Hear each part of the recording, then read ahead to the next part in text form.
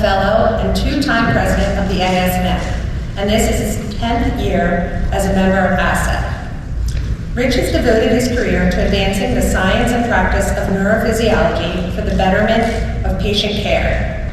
He holds PhDs in both neuroscience and psychology and has more than 25 years of experience in public speaking.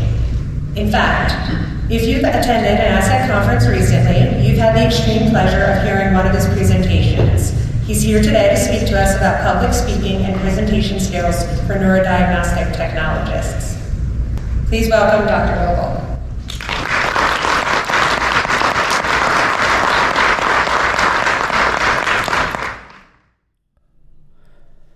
Thank you so much for that kind introduction. It is truly an honor to be here to address this important topic.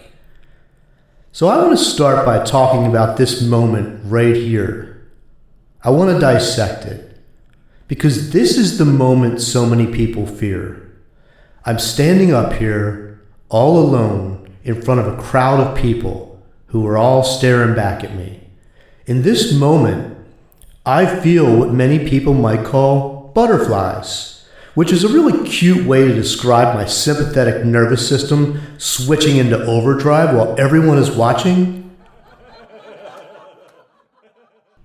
But if I take a moment to dissect and do a systems check, I notice my heart rate is increased. I have some muscle tension. My hands feel a little shaky. I'm starting to sweat. And I suddenly feel so thirsty. If I weren't describing all of this to you, I'd wonder if anyone is noticing. In this moment, what I'm experiencing, and what so many others experience, is that classic fight or flight response, right? And it's the body's natural response to an actual or perceived threat. But let's think about this rationally, shall we? What exactly am I fighting or fleeing? Where's the threat? It's not you. I mean, look around this room. Everyone is calm and relaxed. There's nothing threatening about this audience. And I'm very thankful for that, by the way. So it's not you, it's me. The threat is here, in my head, a perceived threat, which I know is totally unwarranted. It's also, if you think about it, a self-perpetuating cycle of nervousness, fear, and anxiety, right? So I'm nervous before I come up here, and then I get a little bit more nervous when I stand up here and look at everyone, and then I wonder if you notice that I'm nervous, which makes me more nervous. I'm afraid I'll forget something or say the wrong thing, which makes me even more nervous, and it's madness. So what do I do to stop this? Well, I'll show you what I do to stop the madness. I'm going to take a deep breath. I'm going to adjust my posture, lock eyes with someone I know, smile, and carry that smile to the rest of the audience and keep moving forward. And I will project confidence from here on out. But just know that inside I'm a little anxious and nervous, and it's okay. In fact, it's perfectly normal. Over 75% of the population experiences some degree of nervousness or anxiety when it comes to public speaking. And that's more so, way more so than other common fears like falling, death, and spiders. And I'm just one of those people that gets nervous. Not for any particular reason, it's just a natural response that my body has. But many people respond to this nervousness by avoiding public speaking. And doing that can negatively impact your career trajectory, your personal growth, and even your social standing. Personally, I love public speaking, but I've been a shy person for as long as I can remember. It goes all the way back to childhood. Look at these pictures of me as a shy child, looking away from the camera, hiding behind trees and tree stumps and giant Heineken cans. I was clearly shy as a kid, right? But what about these pics? They appear to show someone who's outgoing and fun. How do we reconcile that? Well, it turns out after some self-analysis that in this context here, at this conference, for example, I am a shy extrovert. All right, what do I mean by that? Well, if you map these different personality types as shown here, so introvert to extrovert on the x-axis and shy to brazen on the y-axis, you end up creating 4 quadrants. And I often fall into this quadrant here, which is a shy extrovert. Not always. So sometimes I get energy from quiet environments, but I also happen to like parties and conferences and giving talks like this. But I get so nervous. You know, people often think that being shy and introverted are the same, and you hear them say it in a sentence, right? Like, oh, he's a shy introvert. But they're not the same thing. Shyness is a fear of negative judgment, and introversion is a preference for quiet, minimally stimulating environments. They're very different. So just to give you an idea of different personalities that fall into these categories or quadrants, let's look at some celebrities. Here's Bill Gates, well known to be quiet and bookish, but by all accounts does not care what people think about him. Brazen, introvert. Miley Cyrus, a brazen extrovert, larger than life, and doesn't care what people think about her. Barbra Streisand, a shy extrovert, larger than life, but gets paralyzing stage fright. And Johnny Depp, the shy introvert, quiet, reserved, gets tremendous anxiety when performing. So I have over 20 years of public speaking experience, and I've given hundreds of lectures all around the world, and I still get nervous every time I stand in front of a group. And yet despite this nervousness that I experience, I've managed to speak in front of crowds like this, thousands of people.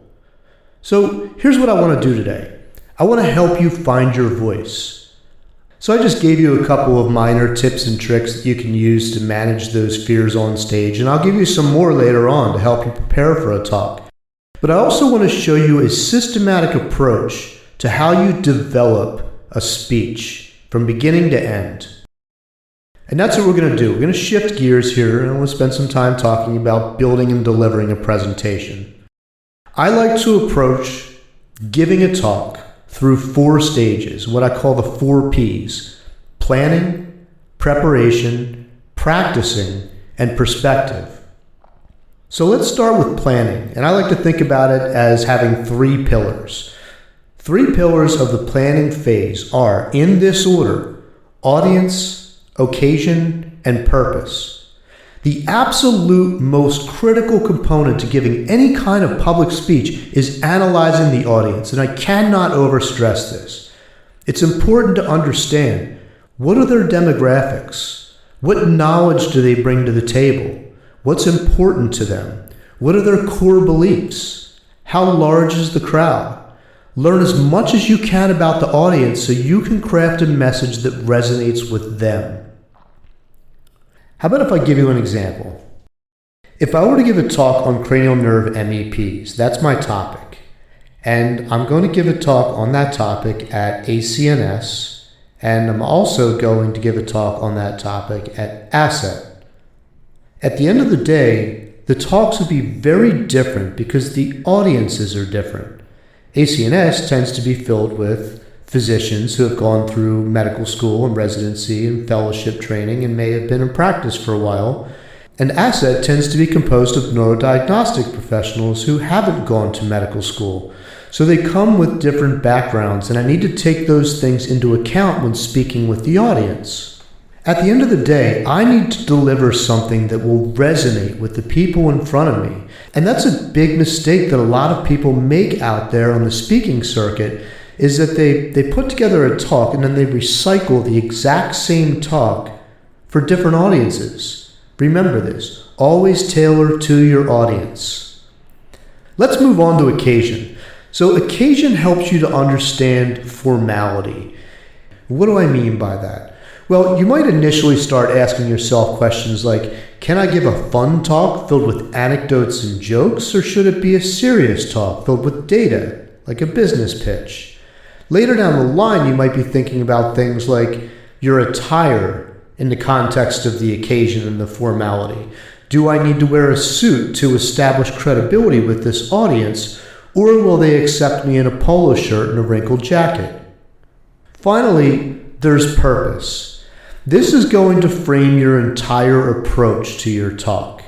Is your goal to inform the audience? Is it to persuade the audience? Are you giving a ceremonial talk, or is it some combination of them?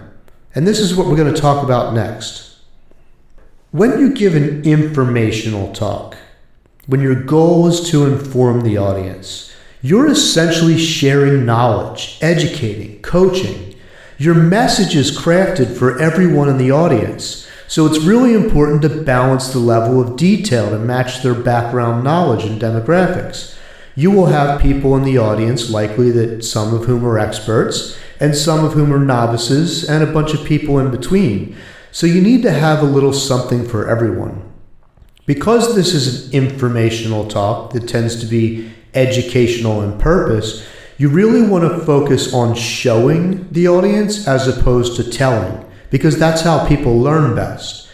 And these types of talks, you generally end by summarizing key information that you want them to remember. When you give a persuasive talk, you're essentially asking the audience to embrace your perspective. Your message is going to be crafted primarily for the portion of the audience that's undecided or opposed to your perspective. I mean, if you think about it, you don't need to persuade people who agree with you, right? So you may rely on data and fact, or you may share opinions about the accuracy of information. You'll address values about what is right, wrong, good, and bad. And in these types of talks, when you're trying to persuade people, you tend to suggest actions that should be taken to resolve a problem. Obviously, you're going to preempt any common objections that people have, but the end of the talk is going to be a call to action. So remember, the informational talk, the end, you're going to summarize the key information you want them to remember, but a persuasive talk, you're trying to persuade them to do something, so you're going to end with a call to action. Now, a ceremonial talk, you're either celebrating or denigrating someone or something. In this case, the audience could be anybody. Just think weddings, funerals, any kind of an occasion like that. But because ceremonial talks really aren't relevant here for us today, I'm going to spend time focusing on the informational and persuasive talks. So the next part of the planning process is choosing your topic. And 4 things need to come together in order to identify your ideal topic: your knowledge, your passion for the topic, the audience, and the purpose. So obviously you need to have knowledge of your topic, but you also need to care about it, because you'll lose the audience if they sense you don't care. I mean, why should they care if you don't, right? Passion just can't be faked. So choose a topic that means something to you. As mentioned before, you need to have an understanding of the audience. And the final component is knowing whether your purpose is to inform, to persuade, or perhaps some combination. But your ideal topic is where these 4 categories overlap. So let's use today's talk as an example. So I know a lot about public speaking. I have over 20 years of experience, and I've given hundreds of talks, right? But also, I am a dedicated career-long student of public speaking and the psychology of persuasion. So that's the knowledge part. What about passion? Well, I'm passionate about public speaking, but more importantly, I'm passionate about educating and empowering people. So when I give this talk on public speaking, I'm hoping that the end result is that I transfer knowledge about public speaking to you and empower you to engage in public speaking and advance your career. So my passion is really ultimately for you, the audience. Okay, so what do I know about this audience? Well, I know some of you and you know some of me personally, and that helps a lot to start to understand the audience. But I also know this audience largely consists of neurodiagnostic professionals. many of whom are missing out on career opportunities by avoiding public speaking. And I know that's likely due to some fear or anxiety that you feel.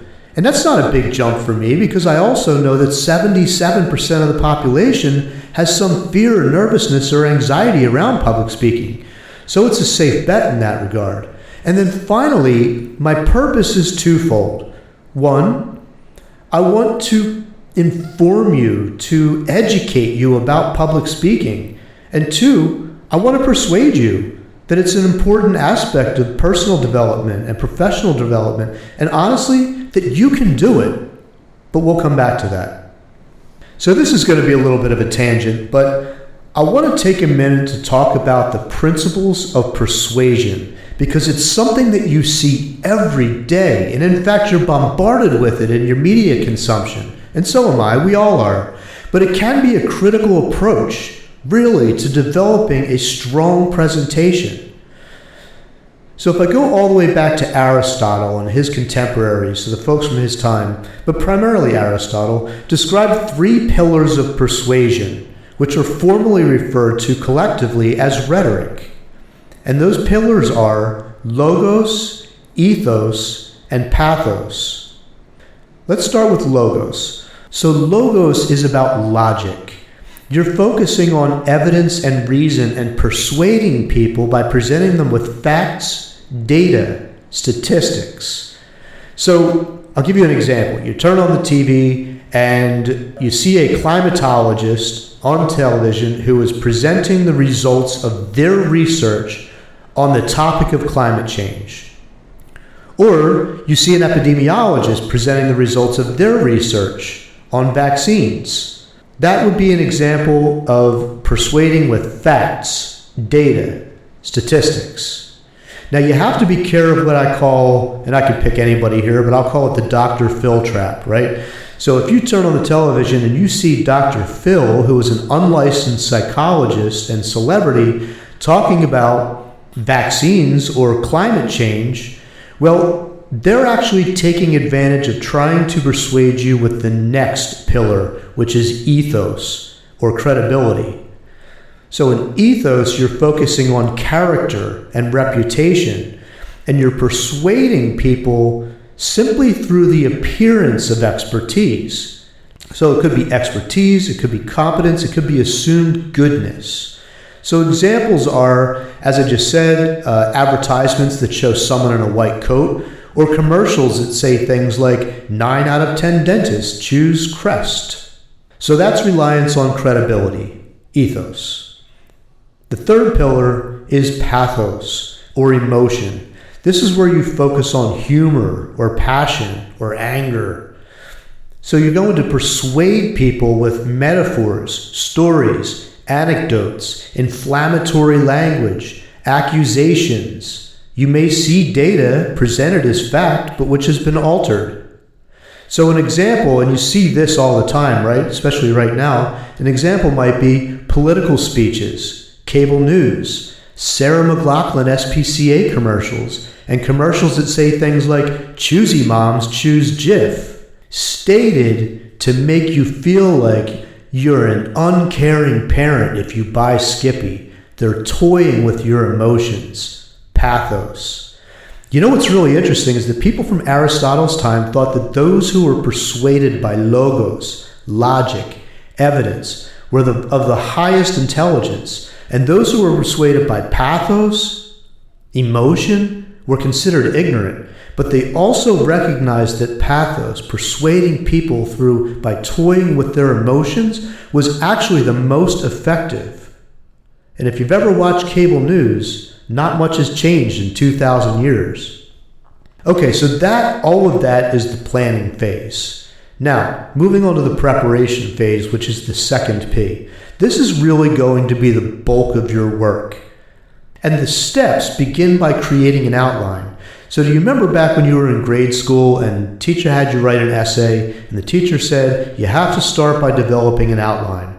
It's the same way you start putting together a presentation.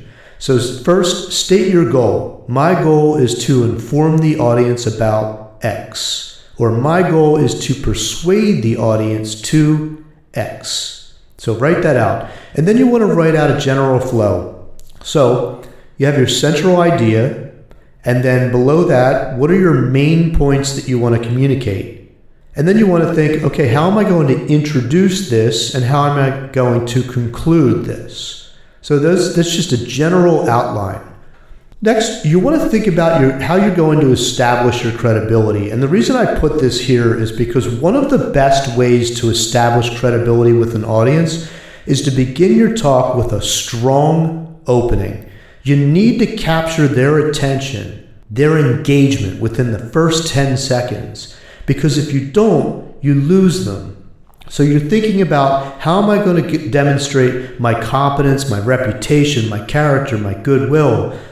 And that could be through a strong opening, whether that's a quotation or a statistic or a funny story or joke, whatever it is.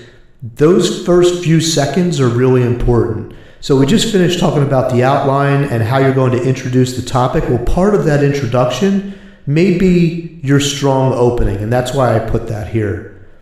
The next part in your preparation is thinking about how you're going to inform or persuade the audience. So if it's an educational talk, what kind of resources do you need in order to transfer that knowledge from you to them?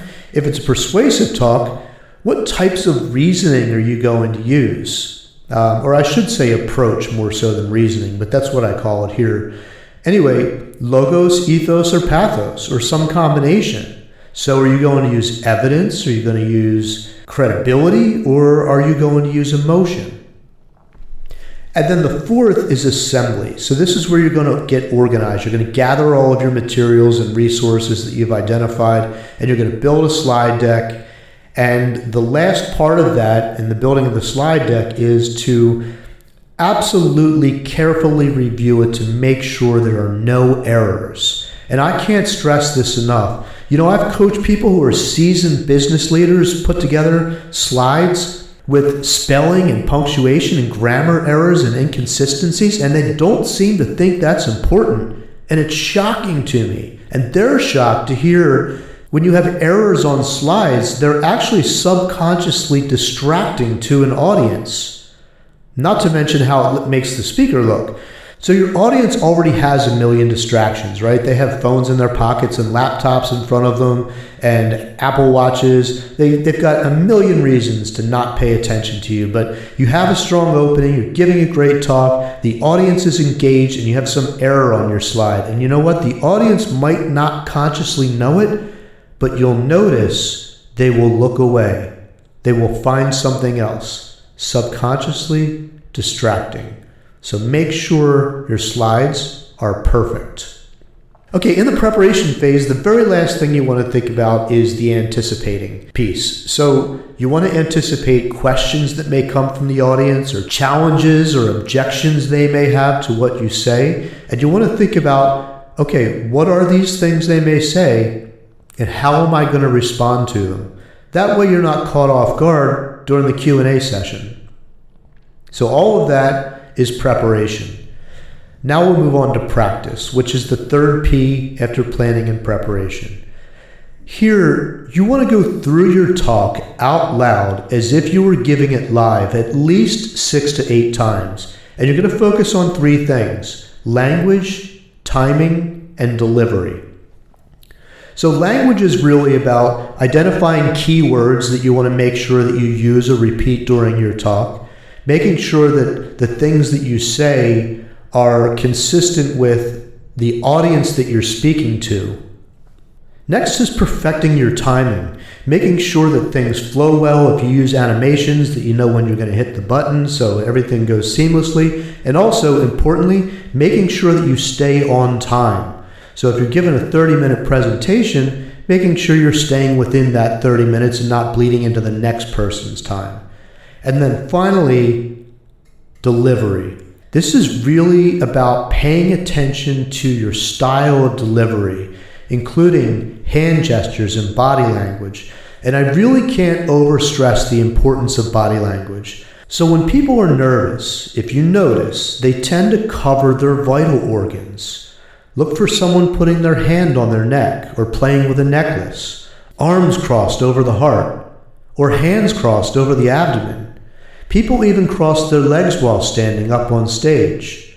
But the best way to look confident is to avoid doing these things and really instead focus on a couple of key poses. So, for example, all public speakers, they use certain gestures to project a sense of confidence, like this box in front of them, or openness by having their arms out and their palms up, authority by pointing their finger or having their hands sideways, pointing toward the audience, or hands on their hips in what they call a power pose, demonstrating power. So if you look at these photos, politicians are very well trained when it comes to using hand gestures and body language. Different politicians in these photos, different sides of the aisle, different countries, different decades, same hand gestures. Now, usually when people watch debates, they look for differences between candidates, right? But look closely during the next debate, and I would encourage you to watch it and focus on hand gestures and body language. In fact, you want to have some fun. Watch the debate with the sound off because there's nothing worth hearing anyway.